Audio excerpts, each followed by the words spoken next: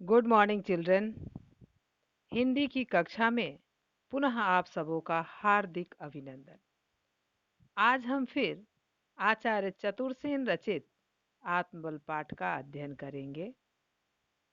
प्रस्तुत पाठ में हम लोग महान व्यक्तित्व विवेकानंद जी का परिचय प्राप्त करेंगे। चलिए आगे पाठ इस प्रकार है। विवेकानंद ने सम्मेलन में 6-7 व्याख्यान दिए। शिकागो पहुंचने पर विवेकानंद धर्मसभा में 6-7 व्याख्यान दिए, भाषण दिए। श्रोतागण रात को बड़ी देर तक पंडाल में बैठे रहते और विवेकानंद का भाषण बड़ी श्रद्धा और लगन से सुनते।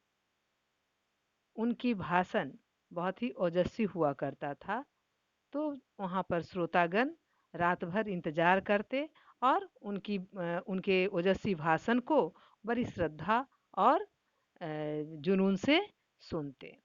ज्यों ही वे बोलने को खड़े होते, तालियों की गड़गड़ाहट से सभा मंडप गूंज उठता। ज्यों ही वे मंच पर खड़े होते तो श्रोतागण पहले ही तालियों की गड़गड़ाहट से उनका स्वागत करते और सभी मंत्रमुग्ध होकर उनके भाषण को सुनने का प्रयास करते। वास्तव में उस सारी सभा में विवेकानंद जैसा सुंदर और प्रभावशाली वक्ता कोई था ही नहीं। उसके बाद तो अमेरिका भर में विवेकानंद के भाषणों की बाढ़ आ गई। विवेकानंद जी जैसा जितने भी प्रतियोगी थे, उन सबों में विवेकानंद जी जैसा प्रतिभावान कोई भी व्यक्ति नहीं था जो इतना सुंदर भाषण देता हो, ओजस्वी वक्ता हो। उनके व्याख्यानों से प्रभावित होकर, माने वहाँ पर शिकागो में उनके भाषणों से प्रभावित होकर कई अमेरिकन उनके शिष्य बन गए। उनके शिष्य बन गए। न्यूयॉर्क नगर में तो विवेकानंद जी लोगों को नियमित रूप से शिक्षा व्याख्यान देने लगे। ध्यान रखेंगे बच्चों, अंडरलाइन करेंगे। कहाँ पर विवेकानंद जी लोगों को नियमित रूप से शिक्षा व्याख्यान देते थे?